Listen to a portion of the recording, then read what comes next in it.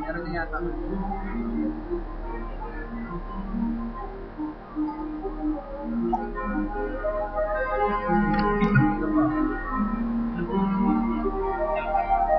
Nalaglag ka? Nahirapan magpapag. Wala tayong job. Hindi daya. Nakapagpapit.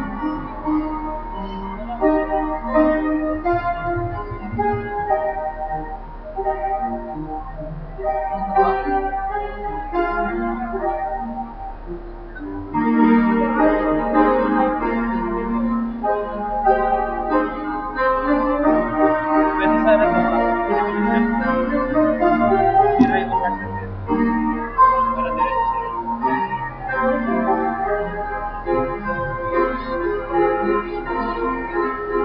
Wala namin.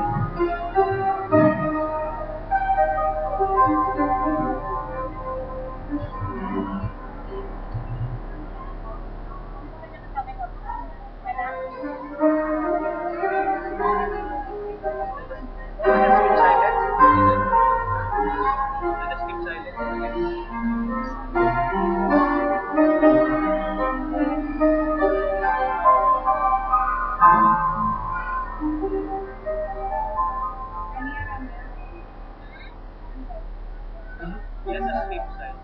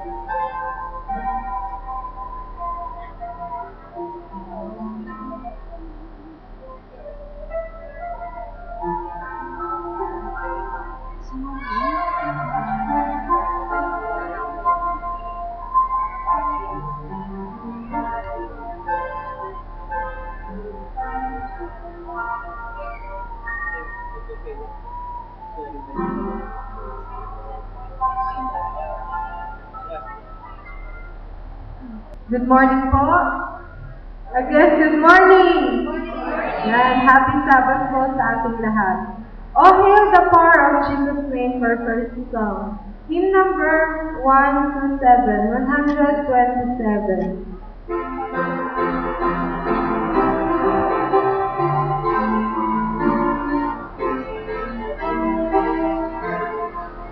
Oh, hail the power of Jesus' name, let angels prostrate fall. Bring forth the royal King, and coming Lord of all. Bring forth the royal Lion, and coming Lord of all. He seed of Israel's chosen, and near that Son of God. And we must sing to God His name, and crown Him Lord of all.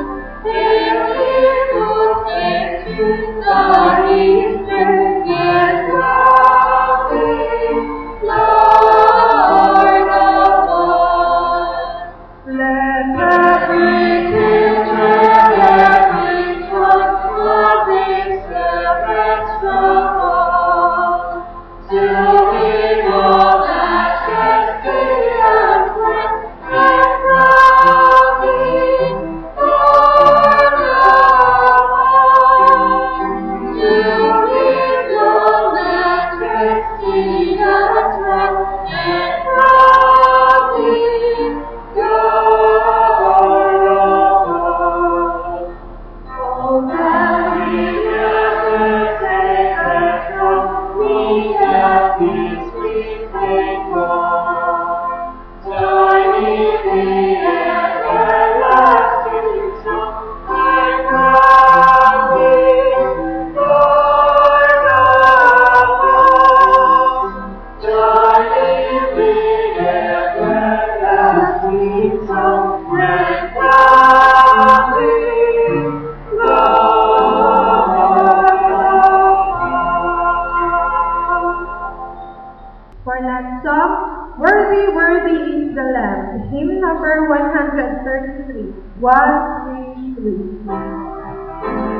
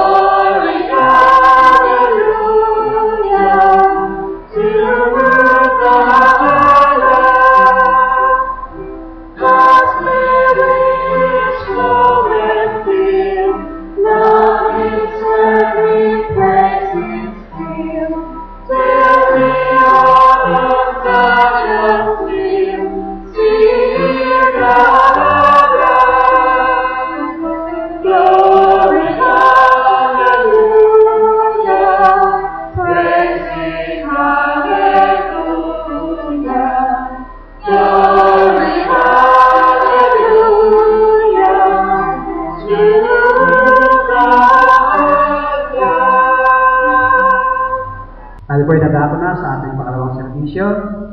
Ating po'y nanyahan ang lahat kung naman po ang mga bagay na makakatagabal sa ating banal na pagsamba. Pupunay ating tabi.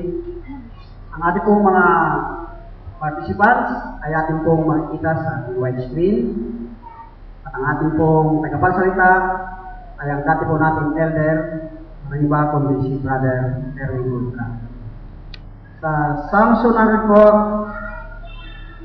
verses 2 and 5 ay ganito ang sinasabi. Maglingkod kayo na may kasayahan sa Panginoon, magsilapit kayo sa kanyang harapan na may awitan. Sapagkat ang Panginoon ay mabuti, ang kanyang kagandang loob ay magpakailanman, at ang kanyang pagtatapat sa lahat ng talinglahi. Near to the heart of God.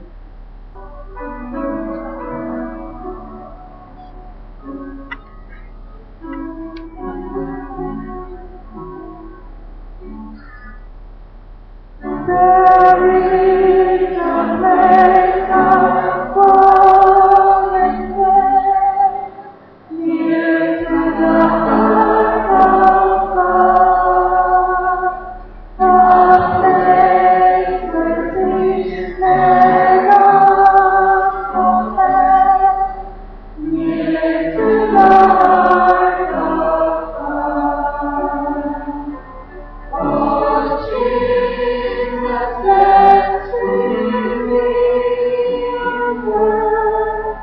set from the heart of God, who does away before thee, near to the heart of God.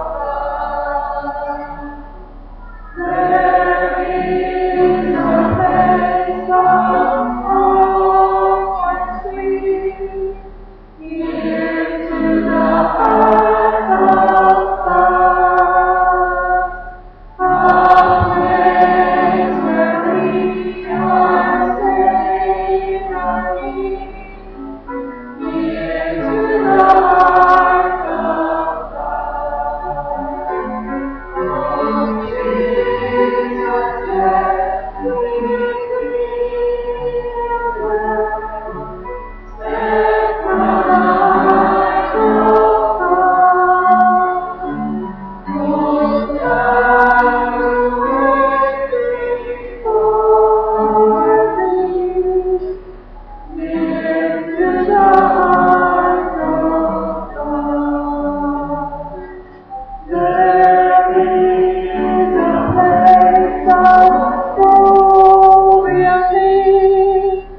near to the heart of God, a place where all is joy and peace, near to the heart of God. Oh, Jesus, let me remember, set from the heart of God, who does away before thee, near to the heart of God. Abide with me for hymn of adoration, hymn number 21 through 1.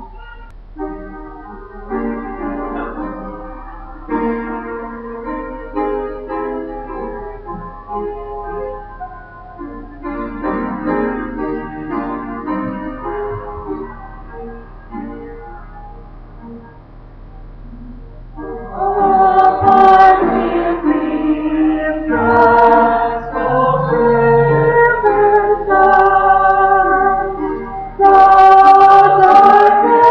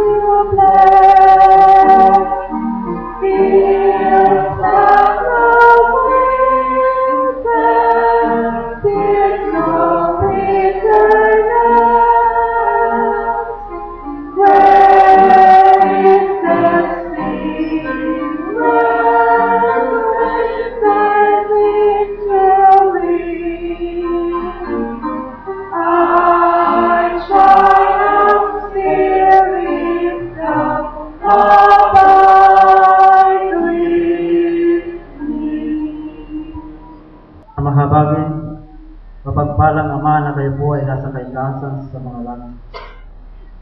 Habang aming pagsalusaluhan, O Diyos, ang pagkain at mula sa kalangitan, aming inanyayahan, O Diyos, ang iyong banal na Espiritu na siya maghari sa aming kalagitnaan. At kung magkagayon, O Diyos, kaming lahat ay mamuhay na may kabanalan, ngayon at magpakailanman. Amen. Samantalang patuloy na binubuksan ang hapag, amin po kayong inaayayahang buksan ang inyong banal na kasulatan sa aklat ng Mateo, Kapitulo 24, talata ay 14. At ating tamasahin ang biyaya ng Diyos. Ganito po ang nakalagay. At ipangangaral ang Ebanghelyo ito ng kaharian sa buong sanglibutan sa pagpapatutuo sa lahat ng mga bansa, at kung magkagayoy, darating ang wakas. Pagpalain po tayo ng ating Panginoon, tayo po'y magalang ng Diyos.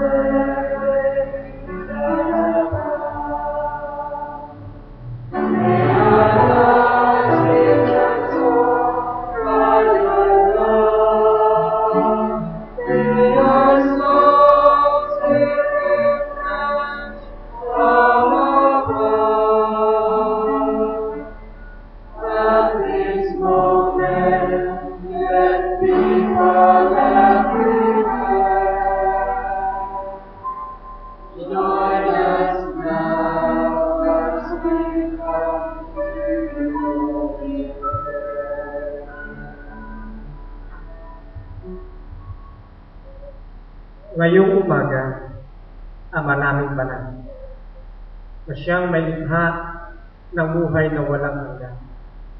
Narito po ang iyong mga anak. Tanging hangad na kayo ay patuloy na mapaglikuran sa Espiritu at katotohanan. Nang iyong banal na pangalan ang siyang patuloy na magtaas. Ama, samantalang ang aming mga kapatid ngayon, hindi namin kapili saan man sila panig naroon, anuman po ang kanilang mga kalagayan, ay amin po silang ipinakikiusap sa inyo. Huwag niyo po aalisin ang inyong mga batasan.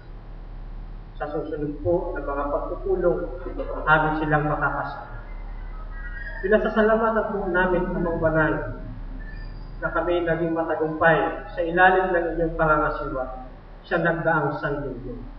At narito kami bukal sa ating puso na ikaw ay patuloy namin mapapurihan sa pamamagitan ng aming mga mututinig at pagninilay ng banal na kasulatan. Ma, amin itong pinakikiusap sa inyo ang lalapit ko na inyong itinalaga na magdadala ng inyong mabuting balita sa katauhan ni kapatid na Erwin Ultra. Muli po ninyo siyang itago sa inyong banal na libro at tanging mahayag ang inyong kaluwalhatian. Maging kalakasan po ng aming pananampalataya ang bawat biyaya na kanyang sasambitin. Ngayon pong umaga, amin pong nilalapit sa inyo ang lahat ng inyong mga manggagawa mula sa mga pastor, sa mga layman, sa mga pulpultor, hanggang sa mga awit, mula sa maliliit na lokal hanggang sa komperensya. Patuloy po na manatili ang banal na Espiritu sa aming kalagitnaan, ngayon at magpakailanman. Ito po ang aming dalangin sa pangalan ng aming Panginoon. Hear our prayer,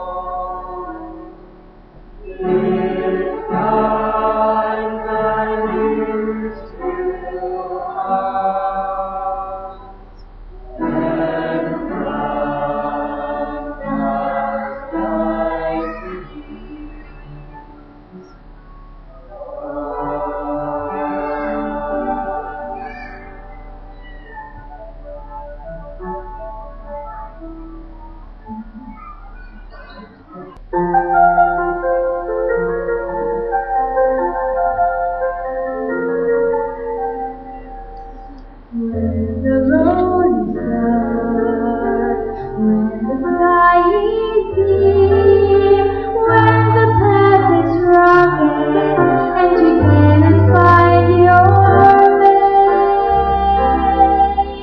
when answers can't be found, when everything seems wrong, when life becomes so hard and you need someone to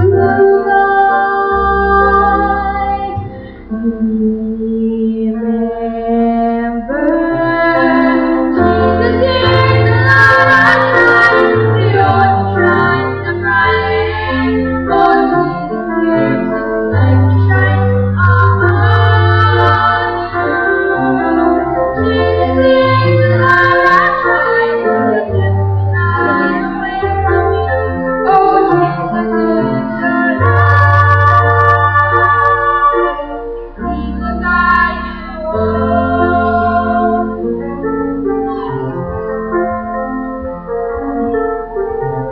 One seems to care, one left alone. When you feel so down and you almost lost your way,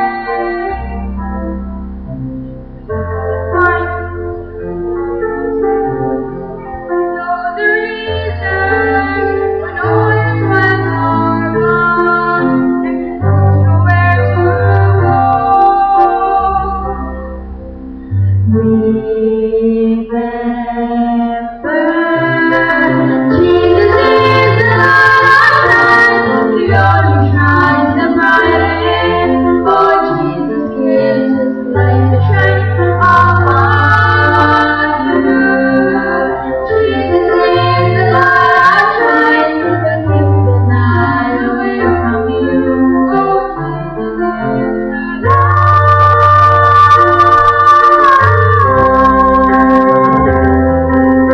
Jesus is the light, He only shines the brightest. Oh, Jesus gives us light to shine upon you. Jesus is the light shine that keeps the night away from you. Oh, Jesus is the light.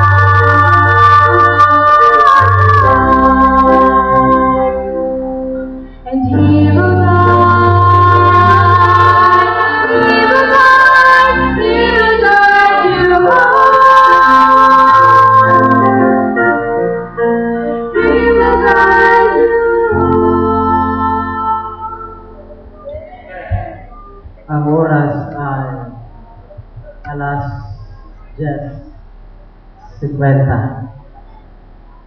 10:50 ang oras, mga igso. Ilang minuto ba ako dapat magsalita? Hindi ko alam. Alam niyo po sa sukat Riles, kapag kayo po ang nakatayo sa harapan ng kongregasyon, may nakalagay doon 30 minutes only.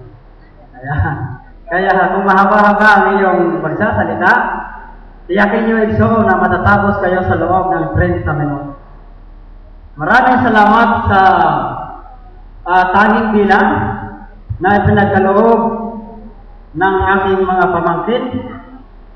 Sayang lang at hindi ako ang kanilang kajoet. Dahil kung ako ang kanilang naging kajoet, malas lang talaga. Dahil hindi ako ganun kagaling kumanta, mga igsoon, no? Pero wag niyo akong pakantahin dahil talaga namang hindi ko na itutuloy. Igsoon, Teacher Helen, hindi ko mawari kung bakit sa tuwing ako inyong nakikita, kayo'y tumatawa sa akin. Teacher Arena, ako ba ay talagang kakatawa talaga ang aking mukha? Ganun ba? Tingnan mo, mula rito hanggang doon. Mga igsoon, wala namang ganyan. Wag naman ganyan. Ako'y natutuwa sapagkat kayo ay aking nakasama sa araw ng Sabat na ito. Alam niyo po, mga ilang Sabat na mga nakalipas, pumunta ako rito at Ako'y natuwa sapagkat walang pagbabago ang inyong pagbati sa inyong dating kaanib sa iglesia ng CEA. Bago ang lahat, atin pong pasasalamatan ang awit papuri sa ating Panginoon, na ang awit ay ganito ang nakasad: Remember, Jesus is the light that shines. Ating alalahanin ng example na ang Panginoon Jesus ang siyang liwanag na nagliliwanag, hindi lamang sa inyong dagat ito, kundi maging sa ating mga kapitbahay. Pero bago ang lahat, mga kapatid, nais kong basahin muli ang aklat ng Mateo, Kapitulo 24, talatang 14. Kung kayo po ay may mga banal na kasulatan, atin kong sabay-sabay basahin ang aklat ng Mateo 24, talatang 14. At ipangangaral ang Ebanghelyo ito ng kaharian sa buong sanglibutan, sa pagpapatotoo sa lahat ng mga bansa, at kung magkagayoy, darating ang wakas. Tayo po'y manalangin. Sa umagang ito, Diyos, narito ang iyong bayan, handang makinig ng iyong pabalita. Aming inanyayahan, muling-muli, O Diyos, ang iyong banal na Espiritu na siyang maghari, upang kung magkagayon, ay lubos naming maunawaan ang salita na nagmumula sa kaitaasan. Hipuin ang aming mga puso't isipan, Panginoon, at kung magkagayon, ang salitang ito ay bago namin, hindi lamang sa araw ng Sabat na ito, kundi hanggang sa kayo ay dumating. Amen. Mga kapatid ko, pasensya na kayo sa inyong tagapagsalita, sapagkat sa tuwing ako'y nagsasalita, ako'y sinisipon. Bakit kaya? Kanina sabi ko kay Teacher Emer, Teacher, ako'y sinisiponan. Sapagkat ang inyong lingkod na hindi kailanman naaalis ang nervyos sa aking damdamin. Pasensya na kayo. Tayo'y nag-aaral, mga kapatid ko, hindi sa aklat ng Mateo 24, talatang 14, kundi ating pagsalusaluhan ang aklat ng Marcos, Marcos Kapitulo 5, ating pasimulan sa talatang 1 hanggang sa talatang 20. Doon po iinog ang ating pag-aaral. Sino nga pala sa inyo ang may mga banal na kasulatan? Si Teacher Senet, meron bang Biblia si Teacher Senet? Meron. Okay. Dito po tayo mag-aaral, mga kapatid, doon sa karanasan ng ating Panginoon, nang ang ating Panginoon ay naglalakbay doon sa karanasan hanggang sa sila ay sumadsad sa isang lugar. Mga kapatid ko, ang Panginoon kasama ng kanyang mga alagad, na habang sila'y naglalakbay sa karagatan, kanilang naranasan ang napakalakas na unos doon sa gitna ng karagatan. Kanilang naranasan ang malakas na hangin, hanggang sa madaling sabi, sila ay sumadsad sa lugar ng Gadareno. Alam niyo po, mga kapatid ko, ang lupaing Gadareno ay isang lugar na kung saan naroon makikita ang isang taong inaalihan ng karumal-dumal na espiritu. Ganito po ang nakasaad sa talatang 1. At nagsinating sila sa kabilang ibayo ng dagat sa lupain ng mga Gadareno. Alam niyo po sa English, mga kapatid, ang pagkabanggit dito, into the country of the Gadarenes. Pag sinabing country, para bang napakalawak, napakalaki. At sa talatang 2, ganito ang nakasaad. At paglunsad niya sa daong, pagdakay sinalubong siya na galing sa mga libingan ng isang lalaki na may isang karumal-dumal na espiritu. Alam niyo po, mga kapatid ko, bakit kaya masamang espiritu ang sumalubong sa ating Panginoon? Nais kong ituloy-tuloy ang pagbasa hanggang 3. Sapagkat madalas na siya'y ginapos na tumahan sa mga libingan at sinumay hindi siya magapos kahit ng tanikala. Ang taong ito na inalihan ng masamang espiritu ay sino mang hindi siya magapos kahit ng tanikala. Sino ka sa inyo nakakita dito na ginapos ng tanikala at hindi man at ang tanikalang ito ay napatid? Sa talatang 4 ay ganito, sapagkat madalas na siya'y ginapos ng mga damal at mga tanikala. Sino sa inyo ang nakakaalam dito sa salitang damal? Parang hindi masyado nating kabisado, mga kapatid ko. Ang salitang damal, mga kapatid ko, ay isang uri ng kahoy. Sabihin na natin ay ganito, 2x2. At dito, merong guhit na gano'n. Merong guhit na gano'n. At lalagyan ng kahoy na walang guhit, pinakala. At ipapasok daw ng iyong kamay o either ang iyong mga paa upang ikaw ay hindi makawala.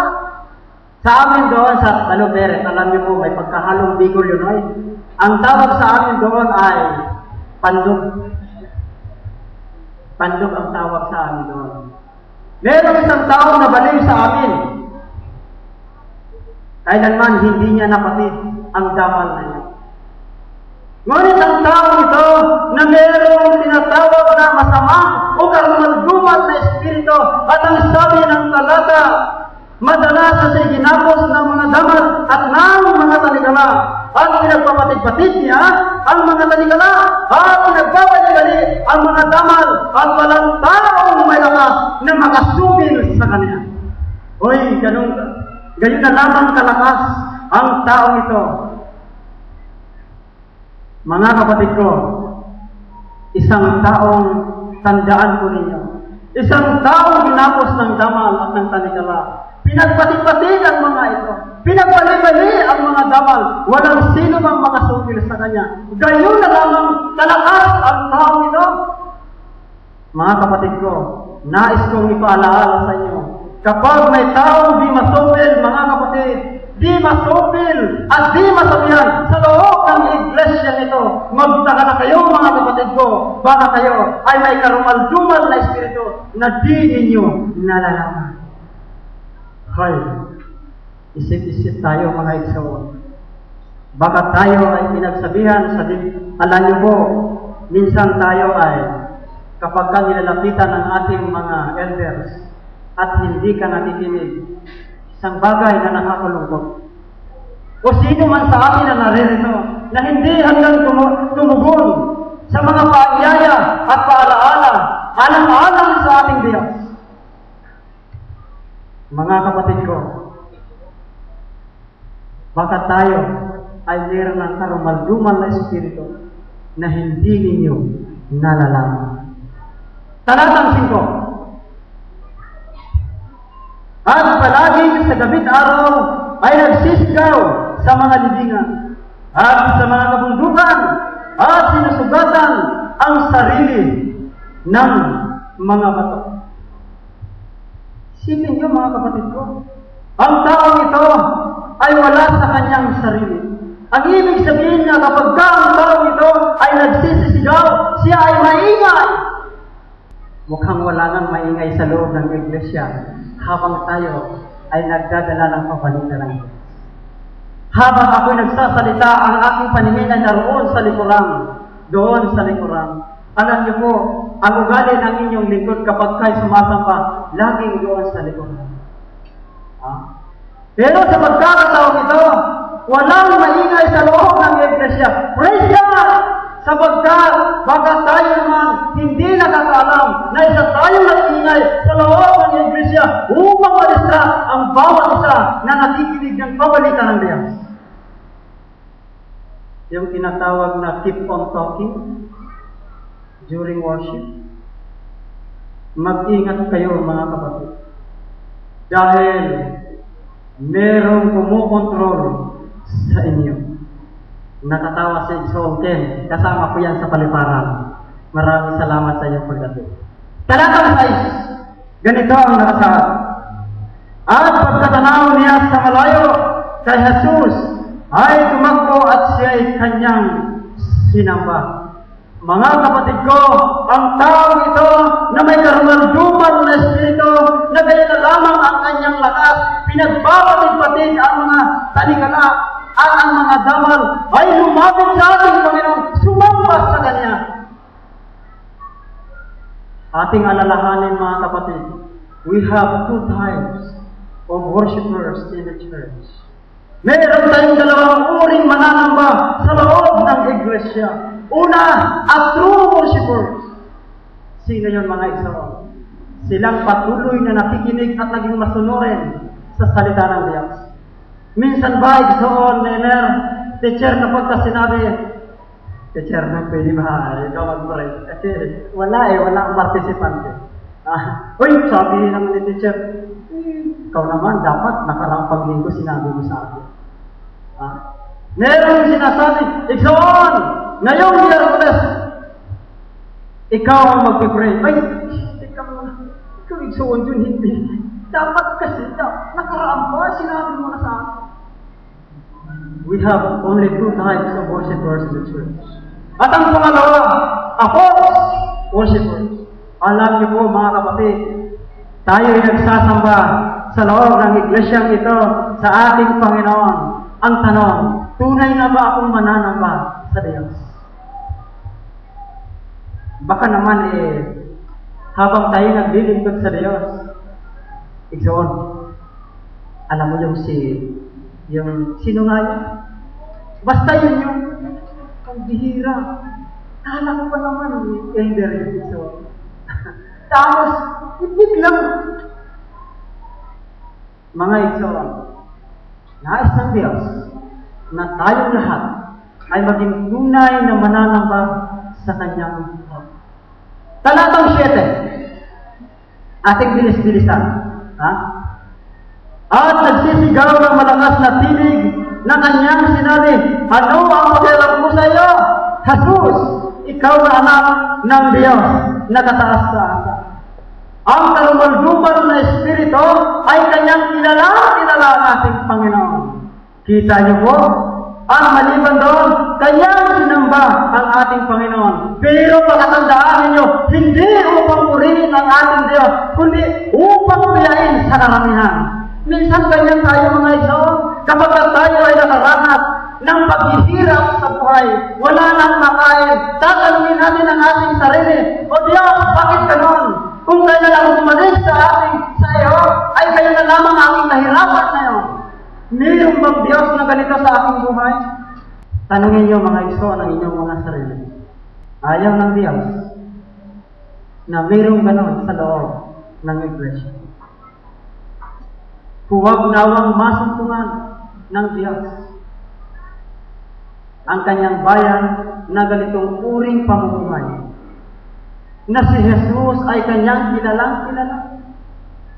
Patuloy na sinasamba. Ngunit pagdating sa kahirapan, tumatalikod na. Inyong pakatandaan, mga kapatid ko, na ang bawat isa sa inyo na nakakaranas ng paghihirap ay karamay sa hirap ni Kristo. Kapag sinabi ninyo ng minsan sa inyong sarili, ayaw mo maghirap, Igsoon, Melda, hindi ka bayan ng Diyos.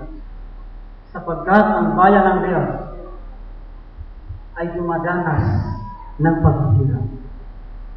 Talatang 8 at saka 9. Ganito po ang sabi. Sapagkat sinabi niya sa kanya, lumabas ka sa tao ito. Ikaw, nakarumal-dumal na espiritu.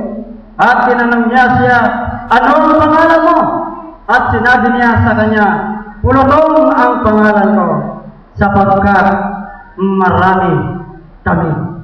Makita niyo po, ang lalaking ito na may karumal-dumal na espiritu, bakit ganon kalakas? Sapagkat ang tawag sa kanya, ang sabi sa English ay Legion.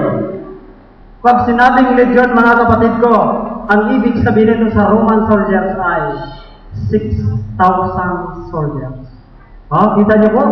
Kapag Legion, ang ibig sabihin, maraming sumasabi sa iyo habang ikaw ay meron karumal-dumal na espiritu. Kung kaya ang damal at ang tanikala ay baliwala. ganong katindi, sapagkat siya ay may masamang espiritu.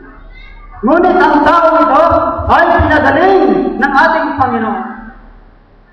Sa tao ito pinalabas na Jesus ang masamang espiritu, ang kapangyarihan umaalipin sa Kanya. Hoy, napakaganda mga kapatid ko, na sa kabila ng tao ito ay napakasama, nagiging salot sa palibot, sa mga kapitbahay, napakaingay. Ngunit purihin ang Diyos, sapagkat ang tao ito na minsan naging maingay o sa mga sunod na mga araw, ngunit siya ay pinagaling. Tanong ko sa inyo mga kapatid ko, Exxon, Ate Liz, tayo ba ay pinagaling ng Diyos? Tayo ba ay hindi na nagsasalita ng mga masasama sa ating mga kaibigan? Sa ating mga kapatid? Ha? Hindi na ba tayo nagkisalo sa ating mga mahal sa buhay? Ha? Kayo rin ang nakakaalam yan, mga kapatid. Talatang 12. Huwag kayong mag-alala, mga kapatid ko. Mabilis tayo matapos. At nangamanig sila sa Kanya na nagsipagsabi, paparoonin mo kami sa mga baboy upang kami ay magsipasok sa kanila. Tandaan niyo po mga kapatid ko, ang tao ito ay mayroong karumalduman na espiritu. Exxon, ha? Mayroong karumalduman na espiritu. At ang tanging kahilingan ng mayroong karumalduman na espiritu ay paparoonin sila doon sa mga baboy. Sapagkat ang baboy ay karumal-dumal din. Ibig lamang sabihin, mga kapatid, na ang karumal-dumal ay nararapat lamang sa kanyang kapwa karumal-dumal. Huwag ninyong hayaan na ang karumal-dumal ay papasok sa templo ng Diyos.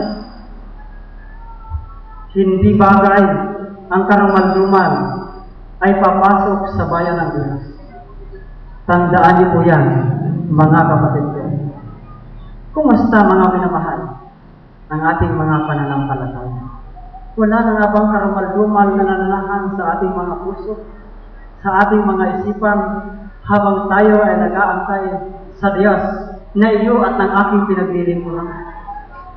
Talatang 15. At nagsiparoon sila kay Jesus, at nakita nila ang inaalihan ng mga demonyo na nakaupo, na nakapalamit at matino ang kanyang pag-iisip.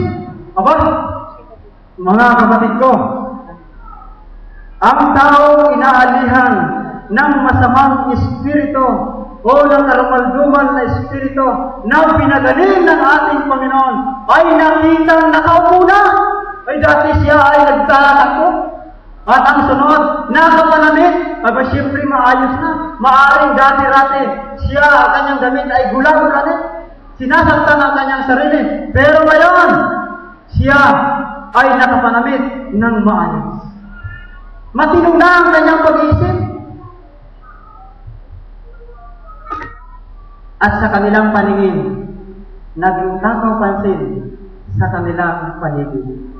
Dati mga kapatid ko, ang taong ito ay namuhay ng walang kaayusan. Ngunit ngayon, nakita ng mga tao na ang taong ito ay nakaupo na, maayos na, katulad ninyo mga iso. Ha? Nakapanamit ng maayos, matino na ang pag-isip. Mga kapatid ko, ang inyong bang kaisipan, ngayong umaga, at sa susunod na mga araw, ay matuloy rin ba? Hanggang sa ang Panginoon ay darating. Nais kong galing kayo mga kapatid sa isang istorya, pero hindi naman talaga ito ganun katotoo. Yung may kinalaman ito mga kapatid ko sa ahas at saka sa isang parupa. Nung una, nung sila ay magkita mga kapatid ko, sila ay magkaibigan, nagkakakilala sila, nagkakausap sila. Yung kwentong lamang. At alam niyo po ba, nung dumating ang araw, nagpalit ng balat ang ahas ito. At ang balat ng ahas na ito ay gayon na lamang ang pagkakintang. Ngunit, nung magkita sila ay talagang kilala siya ng isang uod. Alam niyo po mga kapatid, ang uod na ito ay mayroong ilang pagbabago. Una, nagsimula siya sa itlog, igsoon, at ang sunod ay nagiging pupa. At ang sunod ay nagiging caterpillar, hanggang sa huli ay siya ay isang napakagandang paru-paro. Isang napakagandang mariposa. Kita niyo po mga kapatid ko, nung sila ay magkita ng paru-paro at ang ahas, hindi na siya kilala ng ahas na ito. Sapagkat ang ahas, ang paru-paro ito, ang uod na ito, ay mayroong tuluyang pagbabago sa kanyang sarili, na naman hindi na siya nakilala. O napakaganda ng tingnan ng paru-paro. At alam niyo po ba, ang ginagawa ng paru-paro ito ay naglalakbay hanggang sa malayo na ang kanyang pinupuntahan tanging mga bulaklak. Di ba? Napakaganda. Ganun sana ang ating pamumuhay, mga kapatid ko, habang tayo ay naglalakbay sa sanlibutan ng kasalanan, saan man tayo dagong makarating, tayo maglalakbay na taglay at kagandahan sa ating pamumuhay. Isa pang kwento, mga kapatid ko. Pero ang kwentong ito ay hindi rin totoo. Hindi rin totoo. Mahilig talaga tayo sa kwentong hindi totoo. Alam niyo po mga kapatid ko, ito ay may kinalaman sa kwentong, ano ngayon, Brother Ken? Kwentong Chinese at saka yung pulis. Wala kang pulis dito. Si Jojo, kita kami lagi doon sa Mary Homes. Alam niyo po yung Chinese ay mayroong restaurant. At saka itong restaurant na to ay laging pinupuntahan ng isang pulis. Isang pulis. Doon laging kumakain ng pulis na ito. At yun nga, sa kanyang pagkain, pagkatapos nitong kain ay tumatayo. At hindi papunta roon sa cashier. Papunta roon sa pintuan. Teacher Helen, papunta sa pintuan. Ibig sabihin ng pulis na ito ay after na kumain siya, walang bayad. Mga kapatid ko, ganun lagi ang ginagawa ng pulis na ito. Siguro tuwing umaga, o di kaya meriendahan. Ganun siguro ang ginagawa ng pulis na ito. Kinabukasan, marahil sumunod na araw, sa madaling sabi, ay umabalik doon ang pulis. Ay, malayo pa, nakita na ng may-ari. Aba, narito na ang pulis, dahil walang bayan. Ang ginawa niya, nung makita niya ang pulis na ito, ay agad niyang pinaghahanda ang pulis na ito. At paglapit, papupo doon, ay ibinibigay agad ang pagkain. Nagiging nakasanayan na ng may-ari ng restaurant, itong pulis, itong incident. Isang araw, mga kapatid ko, kumain uli ang pulis. Kumain uli yung pulis. Nung siya ay kumain na, natapos ng kanyang pagkain, ay nagpahinga-hinga muna. Nagpahinga-hinga. Hindi ko alam, baka tumatay rin. No? Di ngayon, nung siya ay nakapagpahinga-hinga, ang ginawa niya rin ay tumayo na siya. Tumayo.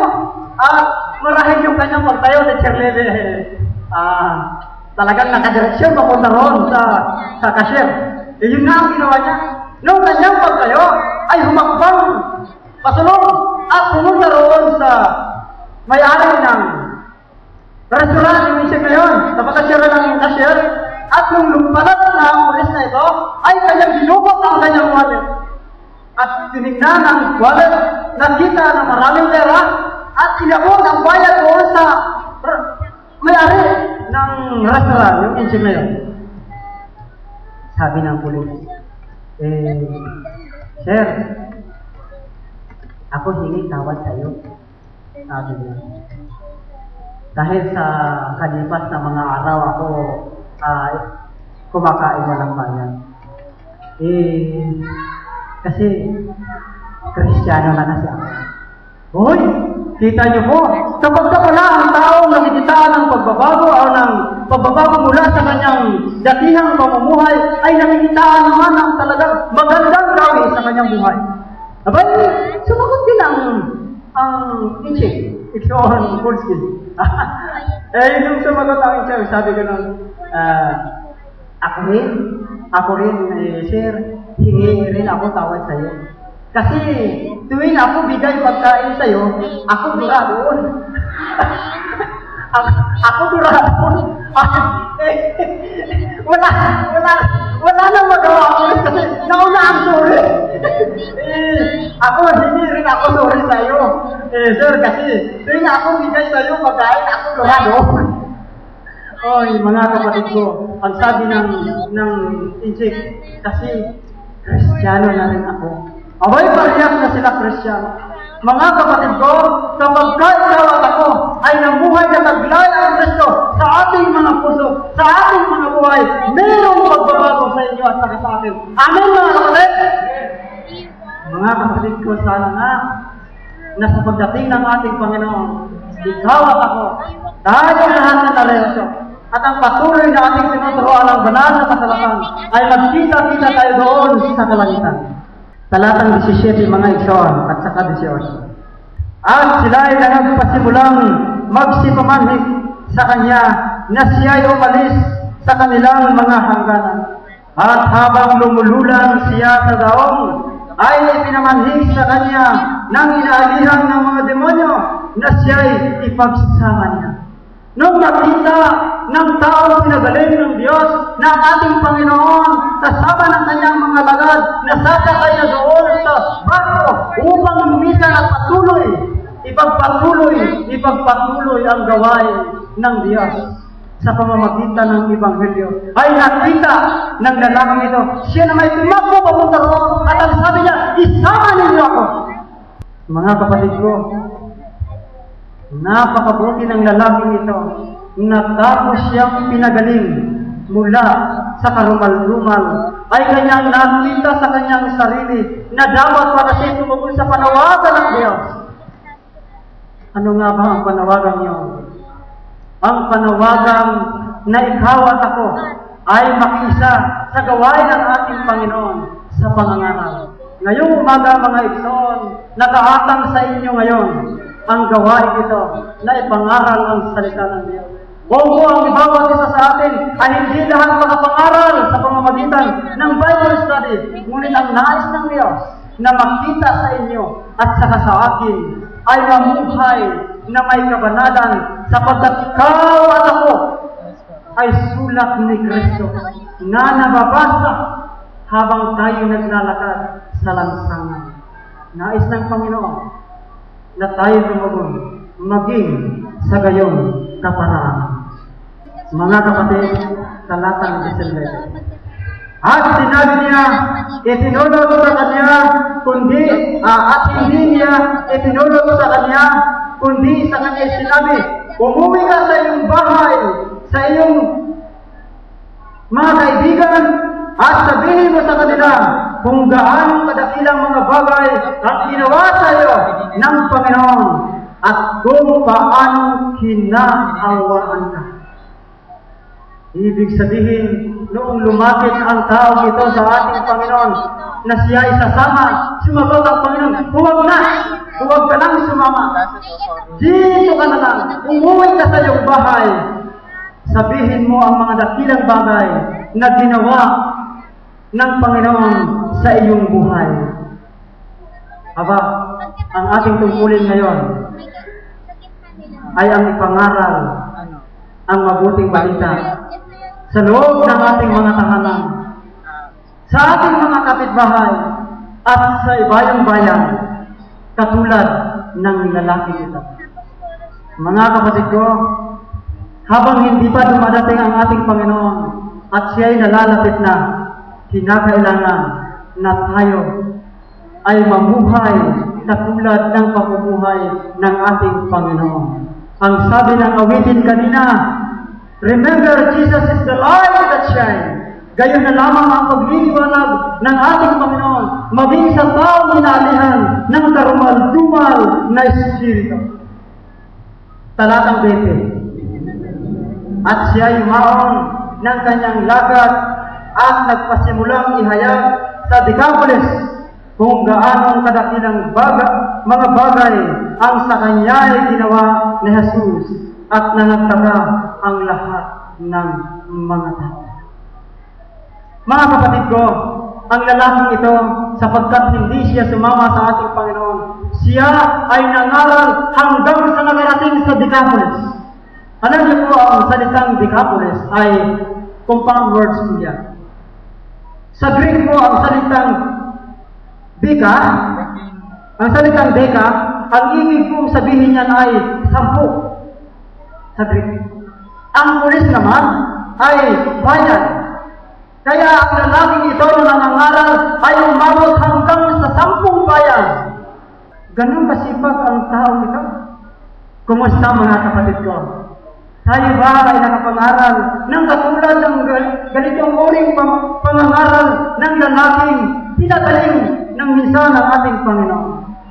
Mga kapatid, katulad ng lalaking ito, sa ating ngayon, nakaatang ang Ebanghelyo upang ipangaral sa iyong mga kapatid. Mga kaibigan, mga mahal sa buhay. Bago ako magtapos mga kapatid ko, meron akong kunting pananalita na nais kong i-share sa inyo. Nung ako'y nandoon sa PCU, nung doon nilaunch yung malaking gawain ni Pastor Robert Urpan, ay ako po'y nag-apply ng pagiging layman. No?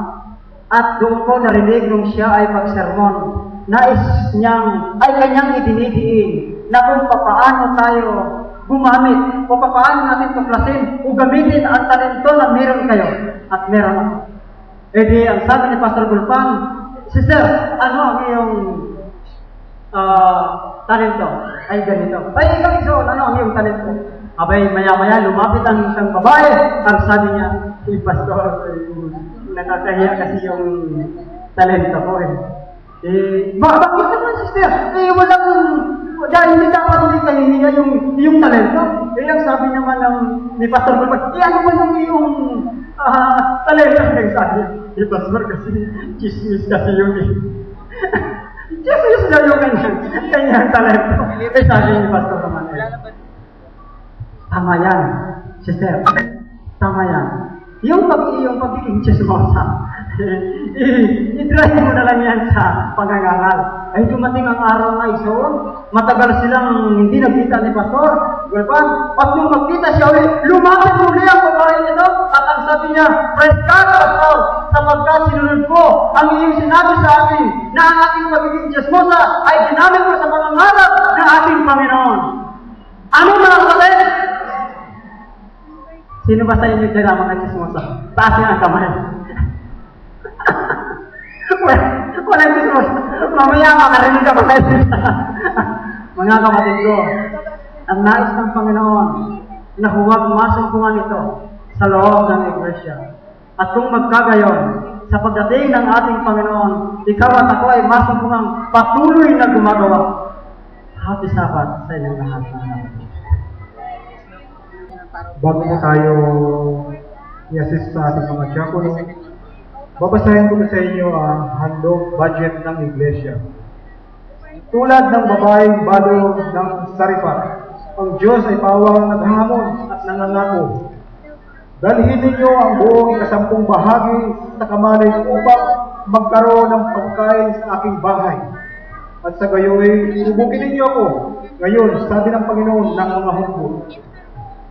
Tingnan ninyo kung hindi bubuksan para sa inyo ang mga bintana ng langit at ibubuhos ko sa inyo ang isang pagpapala na walang sapat na kalalakyan. Malakias 3, versikulo 10. Sa hamon ito, ang Diyos ay nagbibigay ng paraan para sa kabuuan. Sinasabi na sa pagbibigay tayo, nakakatanggap ng maraming pagpapala. At ito ay ang pagbibigay ng ating sarili na kung saan ito ay ating natatagpuan. Sa pagkawala ito ay ating natatagpuan. Ang kaparaanan ng Diyos kapag ating niyakap, tiyak na pangunahan ng ating buhay. Ngako ang Diyos na ibubuhos ang walang hanggang pagpapala kung sa atin siyang gagawing Panginoon ng ating buhay, ng ating pag-aari-arian sa pamagitan ng pagbabalik ng ikasampung bahagi at pagbibigay ng mga handog. Tulad ng babaeng balo ng Sarephat, tayo lubos na pagpapalaya. Kapag pinili natin ang makitid na daan ng pagtitiwala sa Panginoon, ito ang magdadala sa atin ng magandang paglalakbay at ang magkaroon ng malalim na pagkakilala sa Diyos, kung saan nakikita ng mga mata ang mga bagay na hindi nakikita. Naririnig ang mga tunog na hindi napapakinggan at naiisip ang mga bagay na hindi mo pa naisip. At dito'y makakaranas tayo ng buong pagpapala ng tapat ng katiwala. Tayo po ay ihanda na po natin ang ikapo at handog, ilagay po natin sa box. Tayo po yung paglingkuran.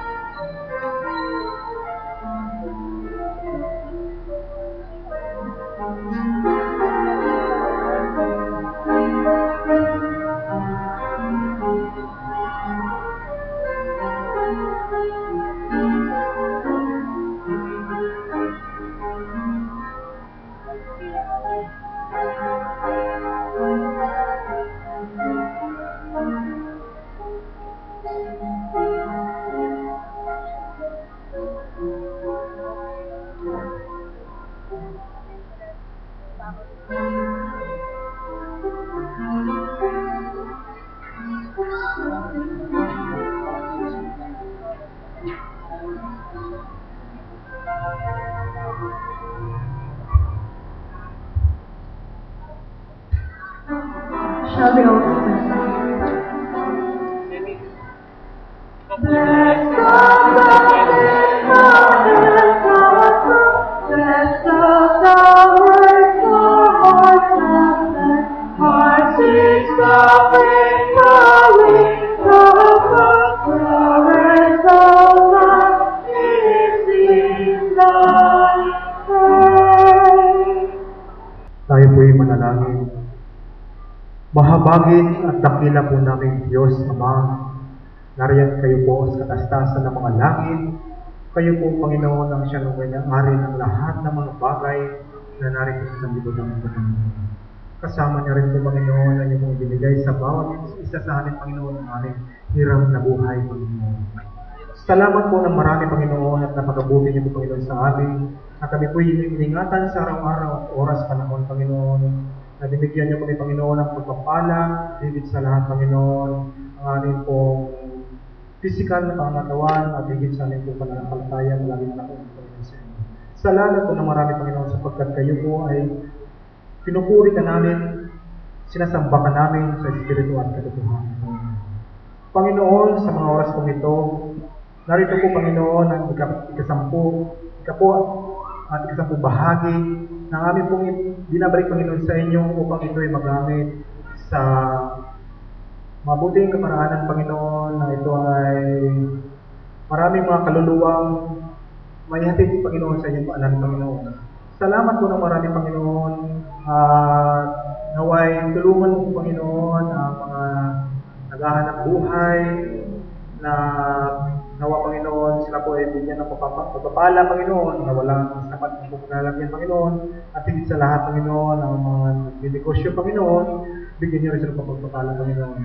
At ganoon din po, Panginoon, tulungan nawa, Panginoon, ang mga walang anak buhay, ay bigyan niyo po sila ng trabaho, na ayon po, Panginoon, sa inyong kalooban, Panginoon, upang sila din po, Panginoon, ay maging kabahagi po, Panginoon, sa gawain ng makalangit, Panginoon. Salamat po ng marami, Panginoon, sa inyo. Ito po ang aming tungkol na salamat sa pangalan po ng Panginoong Isus, aming po tagapagligtas. Amen. Tayo po muna ay umupo at para po sa ating closing song, hahabdugan po tayo ng hani ng isang ari. Oh,